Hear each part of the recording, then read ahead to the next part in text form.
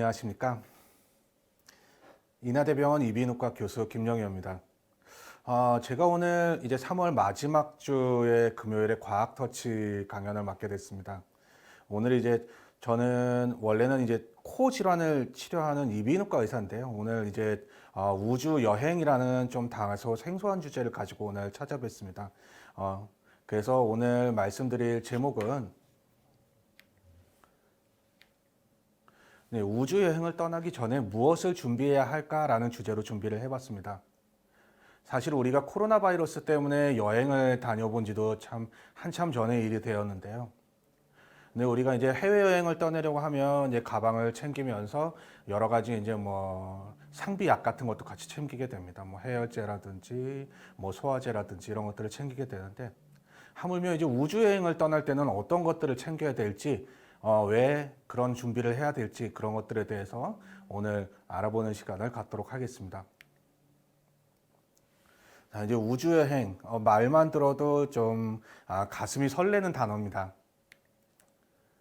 근데 이것은 비단 우리뿐만이 아니라 아주 옛날부터 이제 예전에 뭐 살던 사람들에게도 그런 흥미의 대상이었던 것 같습니다. 우리가 이제 달을 보면서 달에는 어떤 동물이 살고 있을까라고 생각하면서 달 주변의 분화구나 그림자 같은 걸 보고 달에는 옥토끼가 살고 있지 않을까라고 이제 상상을 하기도 했었고요.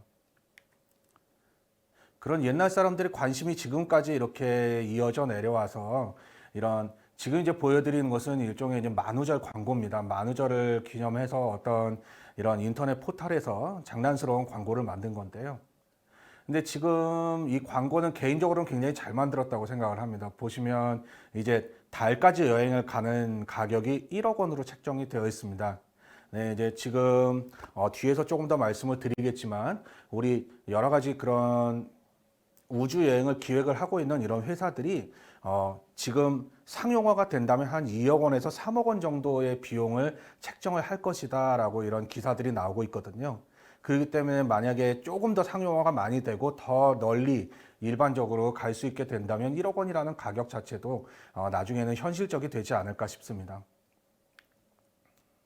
그래서 지금 보시는 것처럼 여러 회사들이 앞다투어서 이런 우주여행 상품을 개발을 하고 멀지 않은 미래에 상용화할 그런 계획들을 세우고 있습니다. 그런데 이런 우주 개발이라는 이런 측면이 과연 단순히 우주로 여행을 가기 위해서만 이렇게 개발을 하는 것일까요? 사실은 그렇지는 않습니다. 이제 우주 영토라는 표현이 조금씩 익숙하게 들려오기 시작을 하는데요. 지금 이제 가장 가까운 예를 들더라도 이런 인공위성과 관련된 문제가 있습니다. 이런 지구 주위를 돌면서 우리에게 이제 전파를 송출을 해주는 이런 인공위성. 이 인공위성 때문에 오늘 이렇게 온라인으로 강의를 하는 것을 여러분들이 보실 수도 있고 그런 것인데요. 이 인공위성은 이렇게 궤도가 한정이 되어 있기 때문에 이런 무한정 띄울 수 있는 것이 아니라 그 개수가 정해져 있습니다. 그래서 이 인공위성을 띄울 수 있는 궤도 자체도 그 나라의 영토고 재산이 되는 것이죠. 이렇게 우주 영토라는 개념이 점점 더 현실화가 되고 있고, 그리고 이제 또 최근에는 우주를 떠도는 소행성들이나 이런 행성에서 많은 그런 천연 광물, 이런 귀한 천연 자원들이 많이 있다라는 보고가 있습니다. 그래서 이제 미래에는 이렇게 소행성에서 그런 천연 자원을 탐사를 해서 지구를 가져오는 그런 날이 올지도 모릅니다. 이런 우주 영토라는 개념까지 생각을 했을 때는 정말로 우리가 이제 우주 개발 그리고 이제 사람이 우주에 가서 여러 가지 개발 작업들을 하는 이런 시대가 올 것이다라고 생각이 됩니다. 그래서 지금까지 이런 우주에 갈 수 있는 우주 비행사라고 하면 굉장히 건강한 젊은 신체 조건을 가진 그런 사람들만이 우주 비행사로 선발이 될 수가 있었습니다. 그래서 뭐 몇만 명의 그런 지원자들 중에서 특히 굉장히 건강하고 아무런 이제 질병이 없는 그런 사람들만이 이렇게 선발이 돼서 우주 비행사로 나갈 수가 있었는데요. 근데 이제 반면에 오른쪽 그림을 보시면 미국의 억만장자가 최초로 우주 관광을 했다는 그런 기사가 나오고 있습니다. 이분은 굉장히 이제 돈을 많이 번 그런 사람이지만 이제 아무래도 연세가 있으시니까 건강이나 이런 것들은 아무래도 그런 우주 비행사만은 갖지 못하겠죠. 그런데 이제 우리가 나중에 시간이 좀 더 흘러서 우주 여행이 상용화가 되었을 때 이제 나도 좀 여유가 되어서 해외여행을 가듯이 우주여행을 가고 싶은데 나의 신체적인 조건 때문에 돈이 있음에도 불구하고 우주여행을 가지 못한다라고 한다면 그거보다 억울한 일이 없을 것 같습니다. 그래서 이제 이 우주의학이라는 것의 개념에 대해서 조금 더 자세히 설명을 드리도록 하겠습니다. 우리가 이제 정상 환경, 그러니까 정상 환경이라고 하는 게 여기 지구에서 건강한 사람을 연구하는 학문을 우리가 생명과학이라고 합니다. 그리고 이제 지구 정상 환경에서 환자를 치료하고 연구하는 것을 저희가 의학이라고 하죠. 반면에 이제 건강한 사람이 이제 비정상적인 환경, 우주에 나갔을 때를 우리가 이제 우주 생명과학이라고 한다면 마지막으로 비정상적인 환경에서 환자는 어떻게 될 것인가를 연구하는 것이 우주의학이라고 할 수가 있겠습니다. 이런 우주의학을 연구를 하기 위해서 그런데 지금 우리나라에는 이런 우주의학을 체계적으로 연구하는 연구소가 지금까지 하나도 없었습니다. 그래서 저희 인하대학교에서는 우주항공의과학연구소라고 하는 것을 설립을 하였고요. 지금 보시면 이제 이 하나의 연구소 안에 3개의 팀이 있습니다.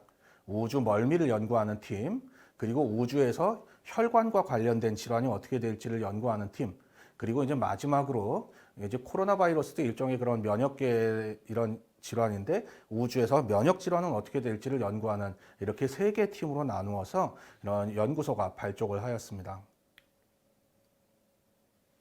앞에서 보셨던 그런 그림인데요. 이렇게 우주에서 산다는 것은 그렇게 생각만큼 로맨틱한 일만은 아닙니다. 왜냐하면 이 우주의 환경은 지구보다 훨씬 가혹하기 때문인데요. 예를 들어서 달은 지구와는 중력이 많이 다르죠. 그리고 우주 공간에서는 중력이 없습니다. 그 이외에도 압력이라든지 산소가 없다든지, 그리고 지구에서는 우리가 대기권이 그런 여러 방사선을 막아주는 데 비해서 이제 우주에서는 그런 방사선에 그대로 노출이 되게 됩니다. 그리고 저 넓은 우주에서 저렇게 2사람만 있다라고 하면 얼마나 외로울까요? 그런 외로움에서 오는 심리적 스트레스라든지 이런 여러 가지 환경들이 굉장히 지구에서에 비해서 굉장히 가혹하기 때문에 이런 것들이 인체에 미치는 영향을 연구해야 될 필요가 있습니다. 그래서 이제 아무래도 그런 우주 공간이라고 하면 중력을 제일 먼저 떠올리게 될 텐데요. 사실은 지구에서 중력을 연구한다는 것은 굉장히 어려운 일입니다. 이제 다들 잘 아시는 것처럼 이제 중력을 발견한 것이 아이작 뉴턴이 이런 사과나무에서 사과가 떨어지는 것을 발견하고 생각하다가 그런 중력이라는 만유인력이라는 것을 발견했다고 알려져 있죠. 근데 비단 사과나무뿐만이 아니라 이 지구에 있는 모든 물체는 중력의 영향을 받을 수밖에 없습니다. 지구에 있는 모든 물체는 지구의 중력에서 벗어날 수가 없는 것이죠.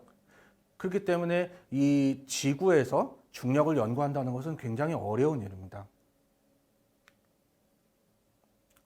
그래서 먼저 이제 고중력, 그러니까 지구 중력보다 좀 더 높은 정도의 중력이 있을 때 어떻게 될 것이냐라고 하는 그런 영향을 보기 위해서는 이렇게 원심력을 이용을 해서 그런 사람이나 동물을 이렇게 뱅글뱅글 쉽게 말해서 돌리는 거죠. 그러면 중력이 좀 더 강해지게 됩니다.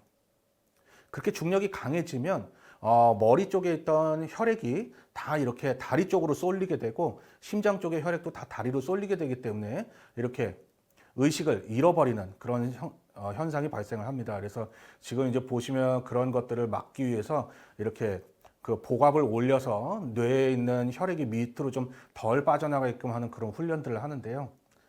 지금 보시면 뭐 이런 정지훈 씨가 굉장히 그런 신체 조건이 굉장히 좋으시기 때문에 이런 지구 중력의 9배 정도 되는 조건에서도 굉장히 잘 버티고 계신 그런 영상을 볼 수가 있습니다. 사실은 이런 고중력이 그런데 굉장히 또 가혹한 조건 중에 하나죠. 그래서 이런 고중력이 어떠한 영향을 미치는지에 대해서 연구를 해보려고 하였습니다. 그래서 좀 전에 보신 거는 이제 사람의 훈련하기 위한 훈련용 장비였다고 한다면 이 저희 연구소에 있는 이 장비는 동물 실험을 하기 위한 장비입니다. 보시면 왼쪽 그림을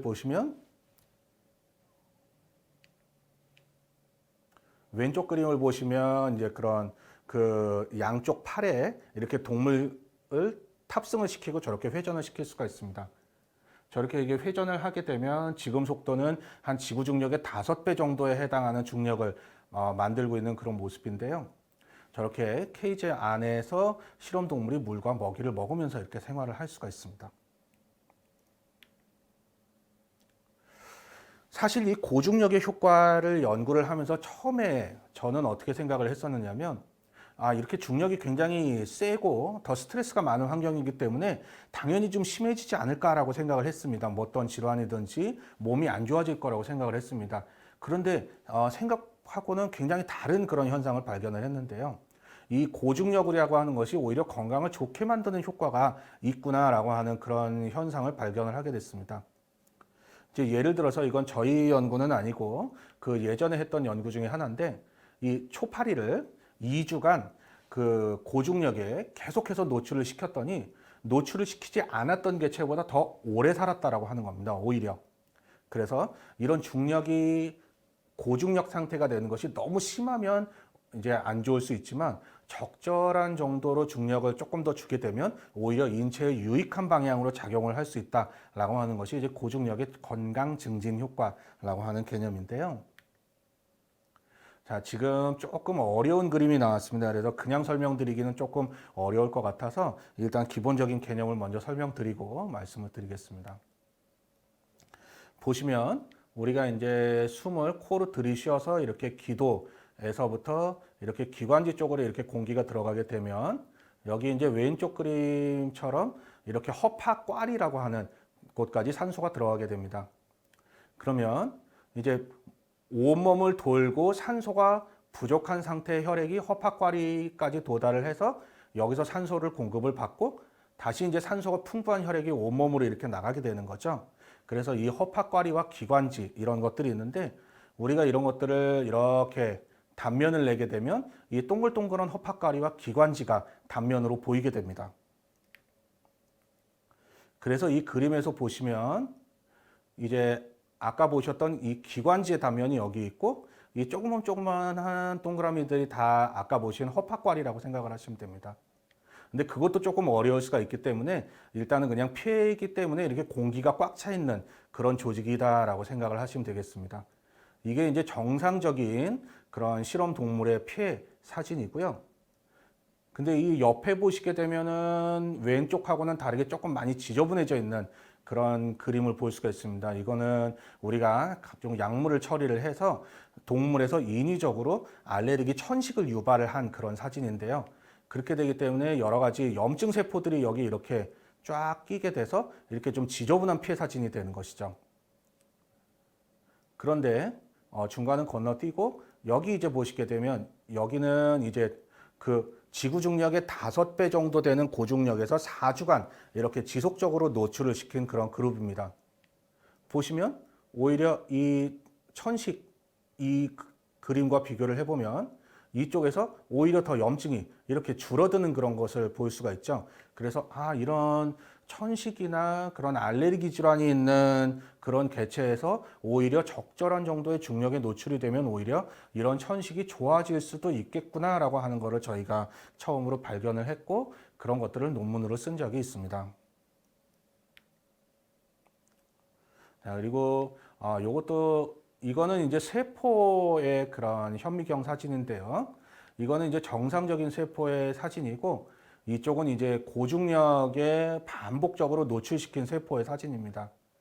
여기 이렇게 별표로 쳐져 있는 사진을 보면 우리가 이제 세포가 이렇게 있으면 세포 벽을 구성하고 있는 이런 요소들이 있는데 이런 중력의 변화에 의해서 이런 세포 벽을 구성하고 있는 단백질이나 이런 것들의 변화가 일어난다라고 하는 것이죠. 그리고 이제 이 아래에 있는 사진을 보게 되면 이제 여기 뭐 잭2 2, 스탯 3 이렇게 여러 가지 좀 유전자의 이름이 써 있습니다. 이 유전자들이 이제 쉽게 말하자면 그런 알레르기 면역 반응과 관련이 있는 유전자라고 생각을 하시면 이해가 편할 텐데요. 요것이 이제 정상적인 그냥 아무런 조치도 하지 않은 실험 동물에서의 폐 사진입니다. 이제 그렇게 밝지 않게 보이고 있는데 밑에 이제 세 번째 그림을 보시게 되면은 첫 번째 그림에 비해서 뭔가 빨간색이나 연두색이 이렇게 환하게 보이는 걸 발견을 할 수가 있죠. 이것은 이제 면역 염색이라고 하는 것인데 그 유전자가 이렇게 확 발현이 되었을 때 저렇게 좀 더 밝게 보이는 겁니다. 그래서 이제 천식을 유발을 했을 때 그 유전자들이 확 밝게 보이고 있는 건데요. 그런데 이제 맨 마지막 그림을 보시게 되면은 세 번째 그림에 비해서 아까 발현이 되어서 이렇게 환하게 보였던 것들이 이렇게 다시 어둡게 보이는 걸 알 수 있습니다. 무슨 얘기냐면은 아까 그렇게 확 발현이 됐던 유전자가 다시 이렇게 억제가 됐다라는 뜻이죠. 그래서 고중력, 중력을 더 많이 주는 것 때문에 이런 유전자들이 발현이 많이 되었던 것들이 이렇게 조절이 되면서 그런 천식과 관련된 그런 반응들이 더 이렇게 약화가 될 수가 있겠구나. 이런 것들을 저희가 알게 되었고 마찬가지로 논문으로 쓴 적이 있습니다. 고중력 같은 경우에는 상대적으로 이렇게 원심력을 이용해서 지구중력보다 좀 더 세게 주면은 좀 더 쉬운 편이 있는데 미세중력, 이제 무중력 연구는 좀 더 어렵습니다. 중력을 없앤다는 게 현실적으로 어렵기 때문이죠. 지금 이제 간단한 영상을 좀 보여드리자면 이렇게 자유낙하를 하는 물체는 지구 중력이 일시적으로 상쇄되는 그런 효과가 있습니다. 그래서 우리가 높은 고도까지 이렇게 비행기를 타고 올라가서 그러니까 올라가는 동안에는 이렇게 쭉 올라가기 때문에 중력이 좀 더 높아지는 경험을 할 수가 있겠고요. 그 다음에 비행기의 시동을 끄고 자유낙하를 하게 됩니다. 그러면 이 자유낙하를 하는 동안에는 지구의 중력이 떨어지는 이 가속도와 상쇄가 돼서 이렇게 무중력 상태를 지구에서 일시적으로 경험을 할 수가 있습니다. 그런데 무한정 떨어질 수는 없기 때문에 길어봐야 한 20초에서 30초 이렇게 굉장히 짧은 정도의 시간 정도만 그런 무중력 상태를 경험을 할 수가 있습니다. 근데 우리가 그런 생명과학을 연구하는 입장에서 20초, 30초 변화를 한다고 해서 그게 어떤 실험적으로 결과를 내기는 어렵기 때문에 이런 방법을 저희가 쓰기는 상당히 어렵고요. 그래서 이제 지구에서 연구를 하기 위한 방법으로 이런 방법들이 있습니다. 자, 왼쪽의 그림을 보시면 일단 요 그림을 먼저 봐주시면 이제 우리가 식물 생각을 해보기로 하겠습니다.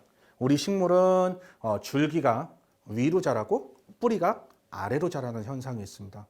그래서 지금 그림처럼 화분을 이렇게 옆으로 돌리게 되면 이렇게 옆으로 있던 나무에서 다시 줄기는 위로 올라가고 뿌리는 이렇게 아래로 내려가려고 하겠죠. 그런데 저렇게 그림에서처럼 화분을 이렇게 조금씩 돌려주게 되면 줄기가 위로 자라려다 또 아래가 되고 위로 자라려다 또 아래가 되고 이렇게 되기 때문에 결국은 나무가 이렇게 자라게 되고 뿌리도 아래로 내려가다가 계속 이렇게 자라게 됩니다. 이제 이렇게 옆으로 자라게 된다는 거죠.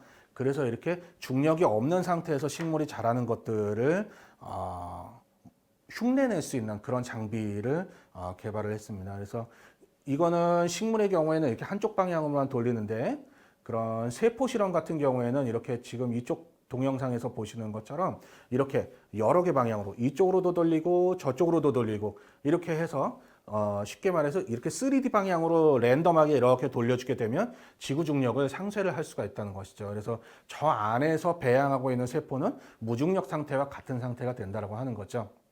반면에 이제 맨 오른쪽 동영상에서처럼 이렇게 한쪽 방향으로만 굉장히 세게 돌려주게 되면 아까 동물 실험에서 보셨던 그런 고중력 상태를 만들 수가 있습니다.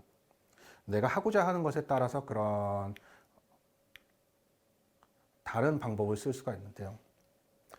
자, 그런데 이제 좀 전에 보셨던 방법은 이제 세포 실험을 할 때 그런 방법을 쓸 수가 있는데 그렇다면 지구에서 동물을 대상으로 해서 무중력 연구를 하려면 어떻게 해야 될 것인가?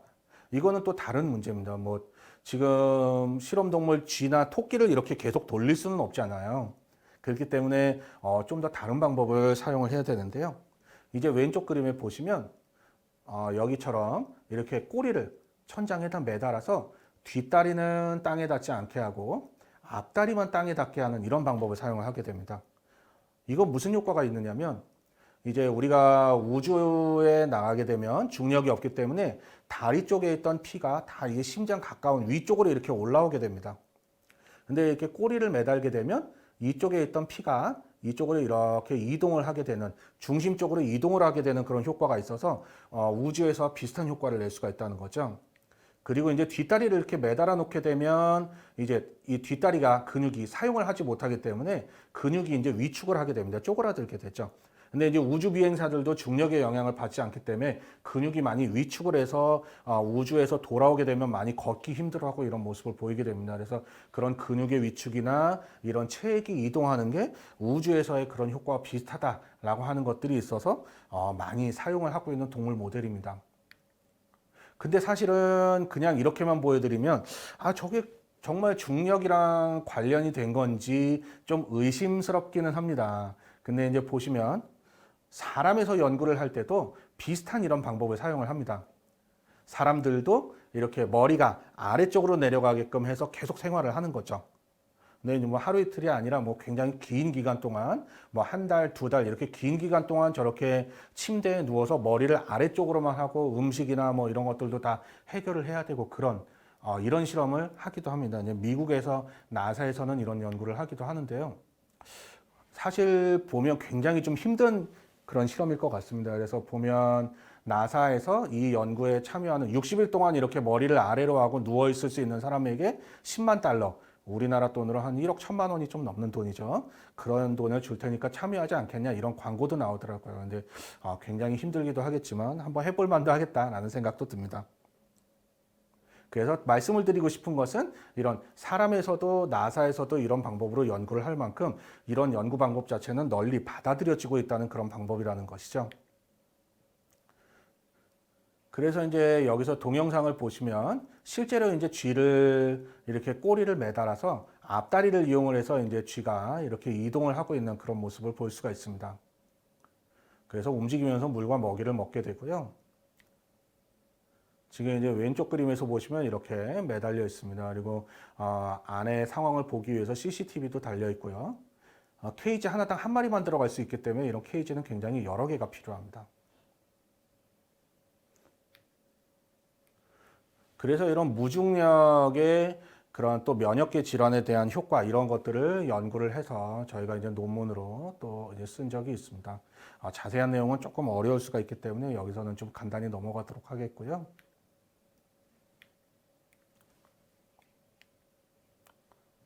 이제 중력에 대해서 좀 살펴봤고 그 다음으로 이제 수면에 대한 문제에 대해서 좀 보도록 하겠습니다.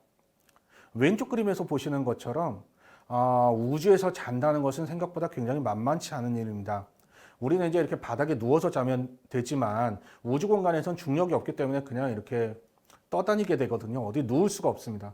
그렇기 때문에 그림에서 보시는 것처럼 온몸을 꽁꽁 묶어서 떠다니지 않게끔 하고 그 다음에 이제 우리는 낮과 밤이 있지만 우주 공간에서는 계속 일정한 뭐 낮이면 낮, 밤이면 밤 계속 이렇게 일정한 그런 시기만 있기 때문에 낮과 밤 이런 주기가 굉장히 몸이 혼동을 겪게 됩니다. 그래서 굉장히 심각한 수면 장애를 겪게 됩니다. 그런데 이제 우리가 수면을 제대로 취하지 못하다 보면 이런 일의 정확도나 이런 것들은 굉장히 떨어지고 반대로 이제 실수는 굉장히 증가를 하죠.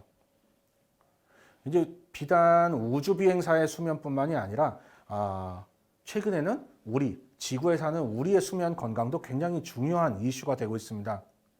우리 이제 동영상을 보시는 아버님들이나 우리 이제 학생들 중에 우리 아버지가 코를 많이 곤다, 칵 하고 숨을 안 쉬는 무호흡이 있다 이런 분들이 계실 텐데요. 이렇게 수면 무호흡 때문에 잠에서 이제 무의식적으로 깨고 이런 것들이 반복이 되면 이런 것들이 뭐 고혈압, 심부전, 부정맥, 뇌졸중 이런 여러 가지 질환들과 굉장히 밀접한 관계를 갖고 있기 때문에 지구에 살고 있는 우리에게도 이런 수면이 제대로 안 되는 것들이 어떠한 영향을 미치는지를 연구하고 이걸 치료하기 위한 연구를 하는 것은 굉장히 중요합니다. 그래서 이제 쥐에서 수면 연구를 하기 위해서는 이제 쥐를 쉽게 말씀드리면 재우지를 않아야 되는데요. 근데 그 쥐에서 잠을 재우지 않기 위해서 어떤 방법을 사용하는지 잠시 간단히 보여드리겠습니다. 이제 이 쥐들은 굉장히 물을 싫어해서 물에 빠지지 않으려고 이렇게 하는 성질이 있습니다. 그래서 이런 굉장히 이런 직경이 작은 그런 플레이트 위에 쥐들을 세워놓고 그 밑을 물로 이렇게 가득 채워놓으면 쥐들이 이제 물에 빠지지 않으려고 이렇게 서 있다 보면 근데 이제 졸다 보면 이렇게 떨어지게 됩니다. 그렇기 때문에 이제 다시 이제 올라오고 그러다 보면 이제 잠을 못 자게 되는 그런 모델이 이제 주로 동물 실험에서 많이 사용이 되는 그런 수면 박탈의 모델이 되겠습니다. 이것은 뭐 옆에도 비슷한 모델이고요.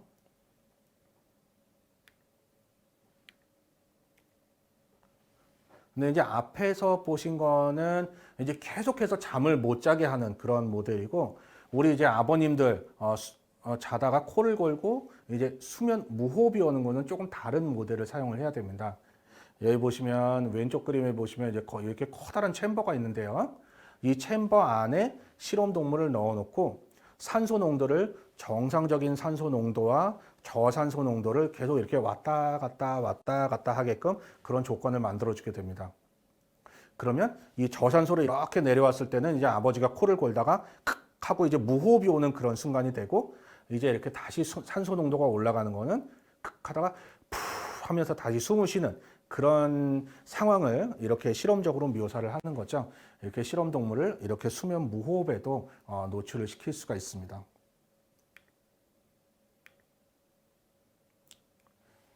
그래서 조금 또 어려운 그림들이 많이 나왔는데요. 간단하게 설명을 드리자면 여기 보면 요 왼쪽은 이제 잠을 잘 잤던 실험 동물들, 이 오른쪽은 잠을 제대로 못 잔 이제 그 플레이트 위에서 밤을 샜던 그런 쥐들입니다.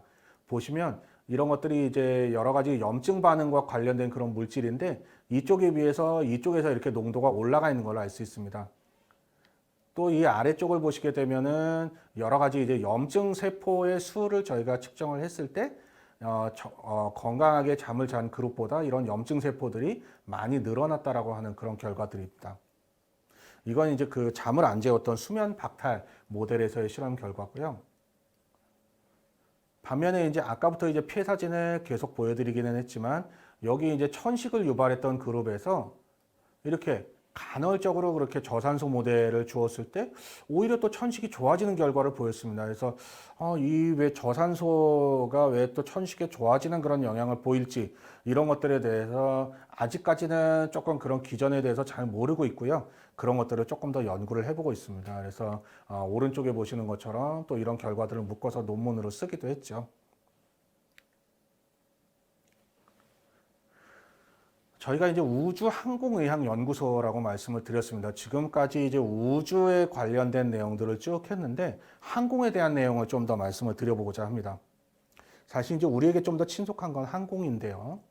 이제 항공의학에서 가장 중요한 것은 물론 이제 탑승하고 있는 승객의 안전, 건강 이런 것들도 굉장히 중요합니다. 근데 이제 가장 저희가 중요하게 생각하는 것은 아무래도 이 비행기를 운항하고 있는 기장님, 부기장님, 그리고 이제 승무원들, 이분들의 건강에 뭔가 문제가 생기게 되면 이 탑승하고 있는 수백 명의 승객들의 그런 안전이 함께 위험해지기 때문에 이런 기장님들의 건강을 굉장히 중요하게 생각을 하고 다루고 있습니다. 그래서 보면 뭐 신문 기사들을 보면 기장님이 갑자기 비행 중에 사망을 하셔서 부기장이 비상 착륙을 했는데 다행히 사망 사고는 없었네요.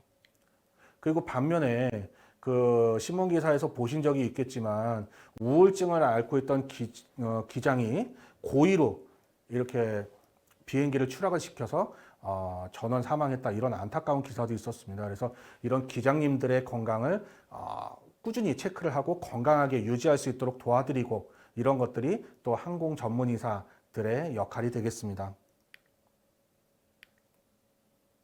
그래서 이제 요즘 가장 이슈가 되고 있는 이제 코로나 바이러스 감염증과 관련해서 항공에서는 어떤 연관성이 있는지, 그리고 이제 뭐 드라마나 이런 데 보면 이제 닥터콜이라는 걸 들어보신 적이 있죠. 그런 뭐 기내에서 갑자기 응급 환자가 생겼을 때 의사가 어떻게 대처를 해야 되는지 뭐 이런 것들. 근데 사실은 의사 선생님들도 비행기 내에서의 상황에서는 익숙하지 않은 경우가 많습니다. 이제 이런 경우 어떻게 해야 될 것인지. 또는 이제 뭐 여러 가지 질환들을 치료하는 데 있어서 어떻게 항공 전문의사가 해야 될 것인지 이런 것들을 다루는 이런 학문이 항공의학이라고 하겠습니다. 그래서 이런 내용들을 다루는 학술지가 있습니다. 한국 항공우주의학회지라고 하는 논문인데요. 이 논문은 제가 편집위원장을 맡아서 이런 논문의 출판을 담당을 하고 있습니다. 이 논문은 로그인을 하지 않더라도 누구나 쉽게 들어와서 보실 수가 있고 내용도 한글로 되어 있고 비교적 평이한 내용으로 서술이 되어 있어서 관심이 있으신 분들은 한 번쯤 들어와서 보셔도 좋을 것 같습니다. 이런 것들을 넘어서서 21세기에 우리에게는 우주의학을 전문적으로 하는 우주의학 전문가가 필요합니다. 이 왼쪽의 그림에 보시면 이제 미국의 유니버시티 오브 텍사스라는 곳에서 이런 메디컬 레지던스 그런 전문의 과정 프로그램을 아예 항공 우주의학으로만 뽑는 거죠. 그래서 이제 항공 우주의학에 대해서 관심을 가지고 있는 전문의들이 모여서 이렇게 공부를 하는 그런 프로그램도 있습니다. 물론 이제 인하대학교에서도 이런 우주항공과 관련된 과목들을 조금 개설을 하긴 했지만 아직까지는 이런 것들이 많이 부족한 실정이고 이제 그런 대학교, 대학원 과정에서부터 항공우주의학에 관심을 가지고 그런 것들을 전문적으로 공부를 하는 그런 전문가들이 많이 양성이 되어야 우리나라의 우주의학의 그런 미래가 밝다고 하겠습니다. 그래서 이제 마지막 슬라이드입니다. 이제 처음에 시작할 때 말씀드렸던 이 우주여행을 떠나기 전에 우리가 무엇을 준비해야 할까에 대한 내용인데요. 사실은 솔직히 말씀드리면 아직까지는 모릅니다. 하지만 지금 이 영상을 보고 계신 여러분이 우주여행을 가실 차례가 될 때까지 우리 우주의학자들이 이런 것들을 알아내도록 노력을 하겠습니다. 그리고 저희 이제 우주의과학연구소도 이러한 부분에 있어서 작은아마 일조할 수 있는 그런 기관이 되도록 하겠습니다. 네, 이제 마지막으로 이제 저희 우주생명과학과 관련돼서 이런저런 학회가 있었던 그런 사진입니다. 이제 코로나 이전이라서 이렇게 다 같이 모여서 이렇게 학회를 하고 많은 모임을 했었는데 한시바삐 이런 코로나 바이러스가 끝나서 다시 이렇게 모여서 연구도 하고 이런 강의도 모여서 할 수 있는 그런 날이 오기를 기대해 봅니다. 제가 오늘 준비한 내용은 여기까지입니다. 경청해 주셔서 감사합니다.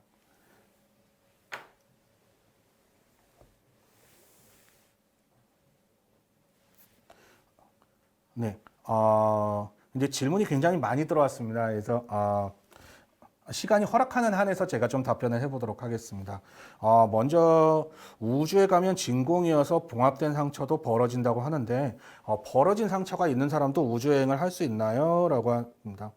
사실은 이제 지금 그런 우주 공간에서도 이런 뭐 얕게 벌어진 상처라든지 뭐 이런 것들에 대한 응급처치나 이런 것들을 할 수 있는 키트나 이런 것들은 다 있고 그렇기 때문에 뭐 우주에서 임무를 하다가 어떤 상처가 생기게 되면 그런 것들을 이제 봉합을 하고 또 뭐 치료를 하고 뭐 이럴 수는 있겠지만 우주여행을 하기 전에 이런 벌어진 상처가 있다라고 한다면 당연히 다 치료가 되고 아물고 그런 다음에 가는 게 조금 더 안전하지 않을까라고 합니다.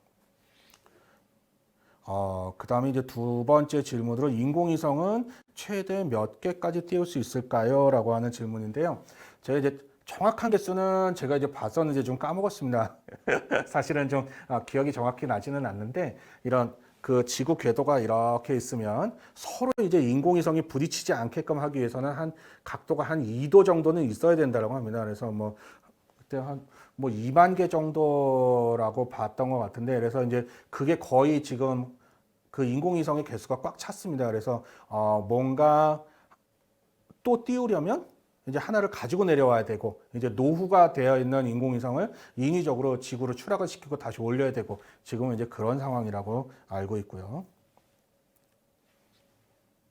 세 번째 질문이 굉장히 또 중요한 질문입니다. 이제 우주 쓰레기는 어떻게 처리를 해야 되나요? 이제 뭐 아마 이 질문을 하신 분은 최근에 그런 인기를 끌었던 그런 뭐 승리호 뭐 이런 영화를 보신 분이 아닐까 싶습니다. 그런 우주 쓰레기 처리 문제 자체도 굉장히 좀 어렵고 이제 그런 그 영화를 제가 직접 보지는 못했습니다만 이런 우주 쓰레기 처리는 굉장히 어렵고 힘든 그런 작업입니다. 왜냐하면 이제 우주 쓰레기는 그냥 이렇게 우리가 생각하는 것처럼 한 장소에 가만히 있는 게 아니라 이런 지구 중력과 그 원심력의 그 균형을 이루면서 지구 궤도를 굉장히 빠른 속도로 이제 돌고 있거든요.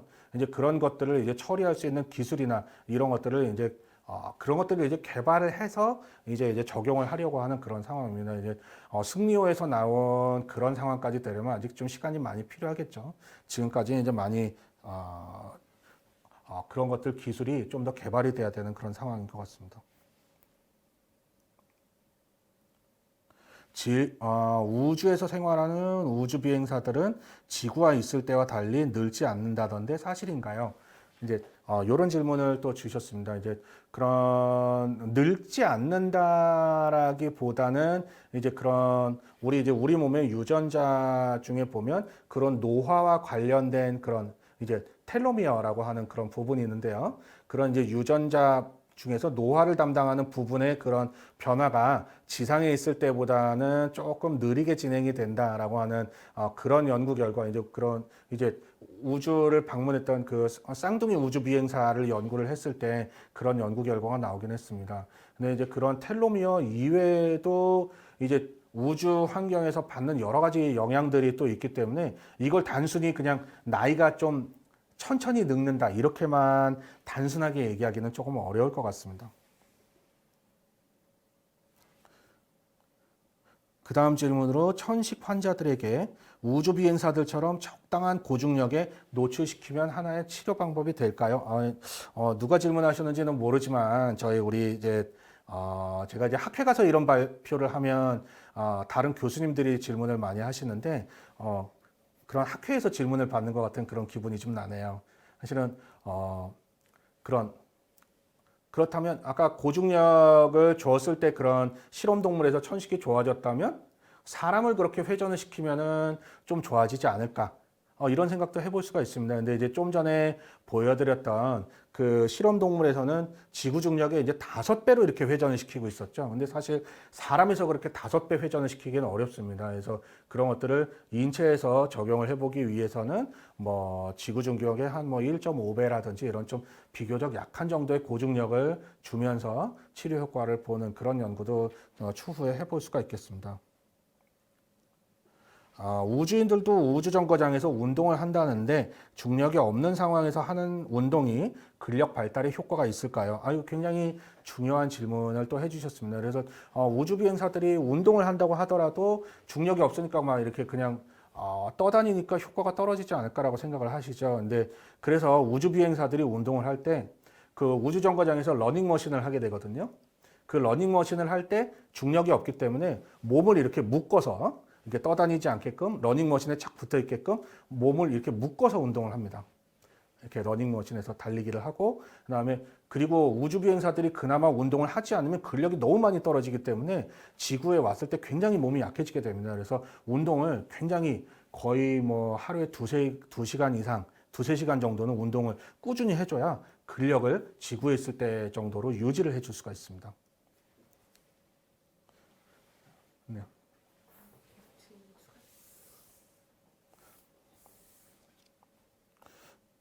네, 다음 질문입니다. 네, 어떤 과로 가야 강연하는 내용을 지금 이제 제가 해드린 내용을 전문적으로 배울 수 있을까요? 추천하시는 우주에 관한 책이 있는지 궁금합니다. 그리고 우주 비행사들은 체력이 좋으니까 제트기 조종도 배운다면 할 수 있을까요? 우주 관련 직업에 대한 비전이 궁금합니다. 뭐 이런 질문을 해주셨습니다. 안타깝지만 사실은 아직까지는 이런 우주의학에 대한 내용을 전문적으로 배우기 위해서는 미국으로 유학을 가시는 걸 추천을 드립니다. 제가 지금 여기서 말하기는 너무 안타까운 내용인데, 그래도 저희가 이제 이 우주의학 연구소를 하면서 그런 전문가 과정을 조금 더 양성을 하고 그러면, 몇 년 후, 뭐 한 10년 이내에는 저희가 국내에서도 이런 우주 관련 전문가를 양성할 수 있을까, 않을까 하고 기대는 하고 있지만, 지금 당장 물어보신다라고 한다면, 미국 유학을 추천을 좀 답변 드리면서도 좀 안타깝습니다. 그리고 뭐 우주에 관련된 책은 뭐 이제 홍보는 아니고요. 제가 2030 우주 오디세이라고 하는 책이 있습니다. 이제 우주 여행을 갔을 때를 이제 화성으로 가는 여행을 상정을 해서 저희 우주 생명과학 연구회 분들이 모여서 쓴 책인데 그런 책들을 한번 읽어보시기를 추천을 합니다.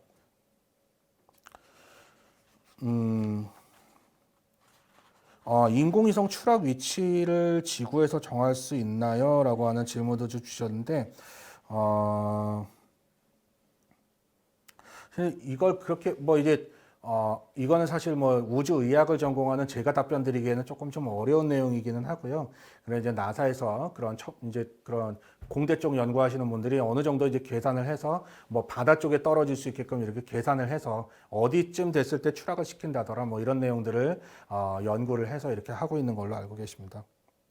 그리고 이제 마지막으로 동물로 실험하지 않고 대체할 수 있는 방법이 있나요? 이제 이 질문을 주신 분은 조금 전에 이제 여러 가지 중력과 관련해서 실험 동물들이 고생하는 모습이 너무 안타까워서 이런 질문을 주신 것 같습니다.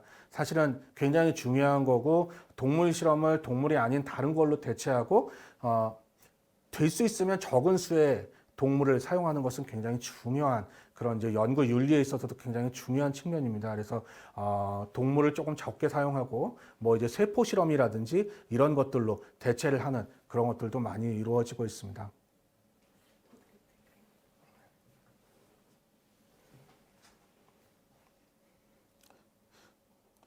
네, 한국에서 우주항공의학이 얼마나 활발히 연구되고 있는지 앞으로 전망이 어떤지 궁금합니다라고 하는 질문이 있었습니다.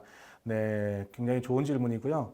우주생명과학연구회, 한국마이크로중력학회, 한국우주과학회 이런 우주 관련된 그런 내용을 연구하는 학회들이 있습니다. 근데 아직까지는 이 인원이 굉장히 소규모에 그치고 있습니다. 이렇게 많은 분들이 활발하게 하지는 못하시고 이제 저만 하더라도 이제 이비인후과 의사인데 이비인후과에 관련된 환자 진료하고 다른 일들 다 하고 그러면서 이제 우주의학도 같이 연구하는 거 다른 분들도 다 비슷한 상황이십니다. 그래서 이제 우주의학만 이제 전담해서 연구하시는 그런 분들은 그렇게 많지는 않다라고 보여지고 근데 반대로 얘기하자면 그렇게 전문적으로 연구하는 인력이 적다라는 뜻은 빨리 시작하면 그 분야의 전문가가 또 빠르게 될 수 있는 그런 장점을 동시에 지니고 있다라고 하겠습니다. 관심 있으신 분들은 도전해 보면 좋을 것 같고요.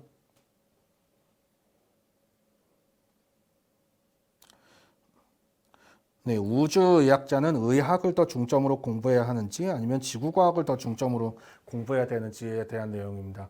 사실은 이제 우주의학자니까요. 이제 사실은 저는 우주과학회나 이런 데 가서 그런 다른 우주과학에 대한 다른 내용도 듣긴 하지만 그런 내용은 사실 잘 이해는 하지 못합니다. 이제 의학에 관련된 내용을 조금 더 중점적으로 관심 있게 보고 이제 그렇게 하는 편이고요. 네.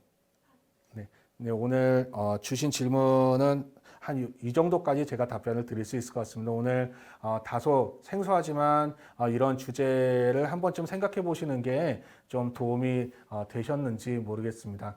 다른 기회에 또 이렇게 강연을 맡아서 소개해 드릴 수 있는 기회가 된다면 좋겠습니다. 지금까지 경청해 주셔서 감사합니다.